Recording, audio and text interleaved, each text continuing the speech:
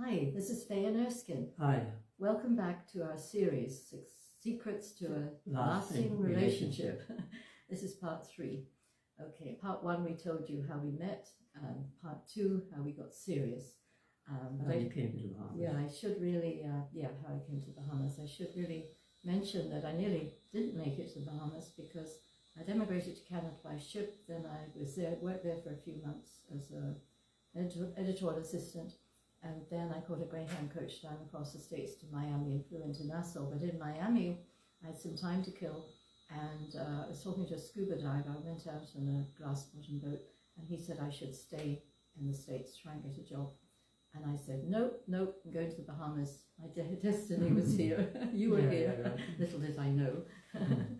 Okay, so Erskine and I come from a very different background in a way. I come from the bush. From Long An Island island to bush. Bahamas, an island way down in the southern Bahamas. But we had a traditional upbringing.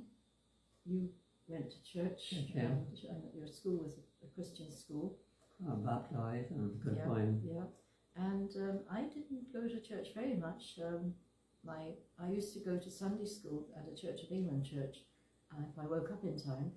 And my mother used to take me to special services like Christmas and Easter. And my parents were, they separated when I was 14.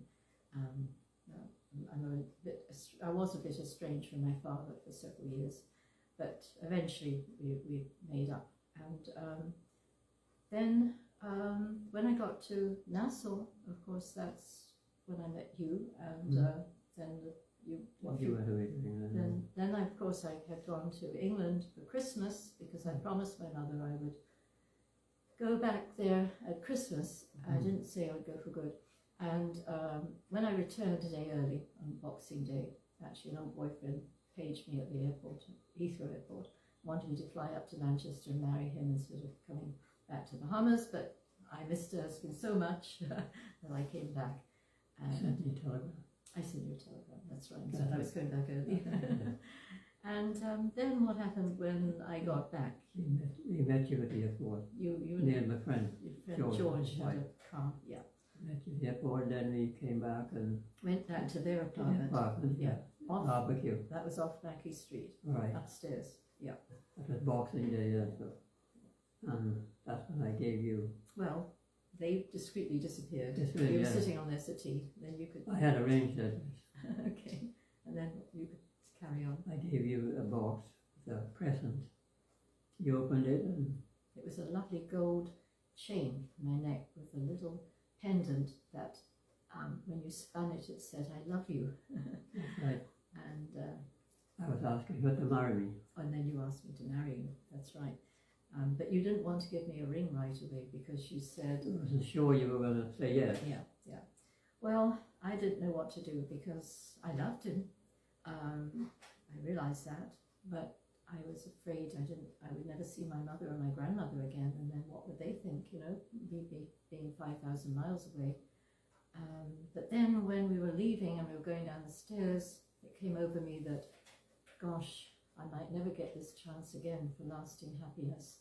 And so I knew that love would find a way. So I turned to him and I said, okay, I will marry you.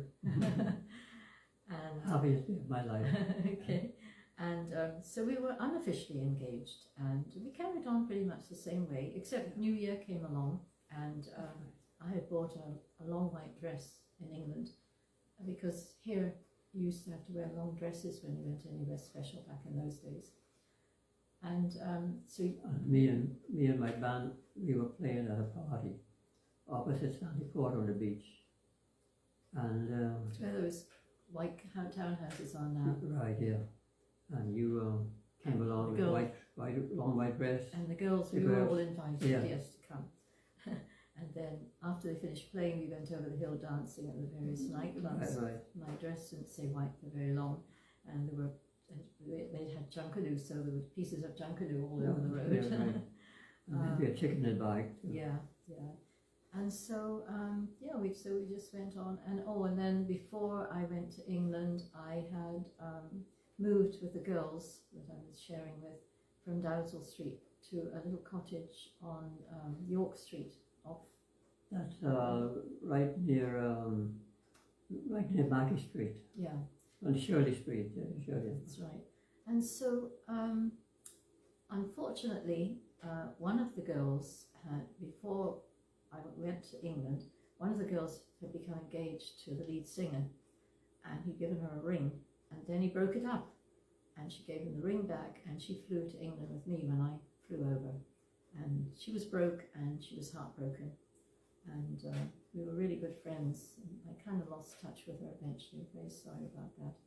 But anyway, with that just left one girl, and she was going steady with a young Bahamian banker, and they eventually married, and so I knew I'd have to find somewhere else. So these two girls had come down from Toronto. They used to live in the Bahamas before. They were English, but they had had their hearts broken by two Bahamian guys, and they'd gone off to Canada to live, but they missed the Bahamas too much. They had sand in their shoes. Right. And so they came back and they took an apartment to rent on Bay Street, in Thompson's above Thompson's. Near the Stop and Shop. Yeah, up upstairs at Thompson's apartments. And they said I could sleep on their settee, which I did for a while, and we carried on. I don't think there was anything else going on at that time. You were playing. Oh, I had started working at Queen's College as secretary to Mr. Lane, the headmaster of the junior school. And I still, of course, I'm an author, so I had written here and there, and sung, of course, as well, here and there. And then, after a while, I know what happened. After a while, I had to move from there because it really wasn't very comfortable sleeping on the settee. And your cousins... I asked my cousin, his girlfriend, I asked him about his girlfriend, and she had a new apartment. They had just built not long before that. Collins Avenue. Yeah, Collins Avenue, near 6th Terrace. And asked if you could share with her. She said yes. So that was very nice. Yeah. It's only one bedroom, but it had twin beds. And so we went along there quite happily. And then one night her boyfriend had too much to drink, and he tried to break in the front door.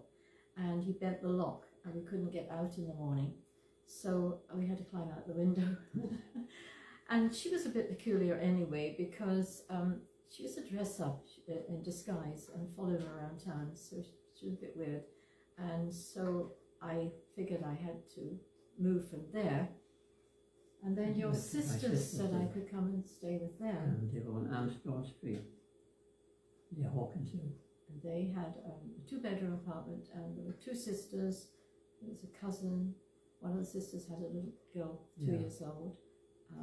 And so they said if I bought a little fold-up bed and bedding, I could move in with them. So I did that, and put my bed in a corner of one of the rooms, and carried on like that. So that was good.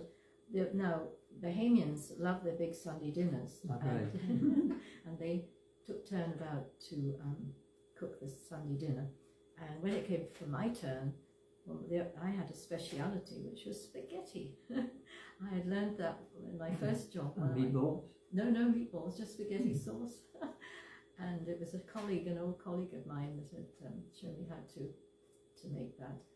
And so anyway, I made that, and I'd also made it for you. You came round for dinner one night when I was with the 2 girls in Thompson Apartments, and made you my speciality.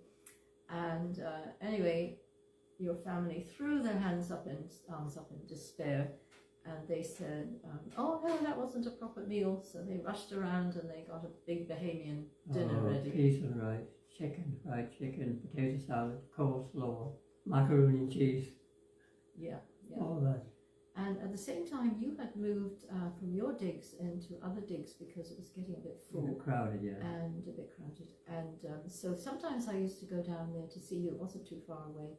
And lovely landlady you had, and she used to give me some of her food and let me have some of your food. It's right over here. I used to pick you up. Yeah. And so that was very nice. She'd make very good peas and grits and all sorts of stuff.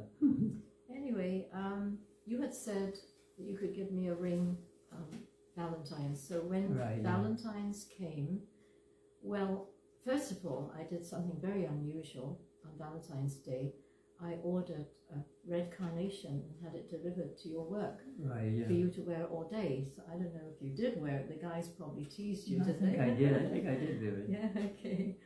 They still tease me. They still tease you, okay. And then we all went out for dinner, George and Ross and you and I, and it was at a restaurant where was it? It's where the financial centre is. where the financial centre is now. Yeah. On Okay. the Corner of Sherman Frederick, Street. corner of Frederick and Stirling. Yeah. And Blind Blake was playing Yeah. that night. Frederick Street, Yeah, roughly around there anyway. Yeah. And Charlotte Street. yeah, one of those. Charlotte, yeah. yeah. So yes, so we went out for dinner, and Erskine handed me a napkin, and when I opened it, it was this beautiful engagement ring, because I hadn't seen it, you know, when you bought it. Mm. And we were then officially engaged. And so we had decided we'd get married July 1st.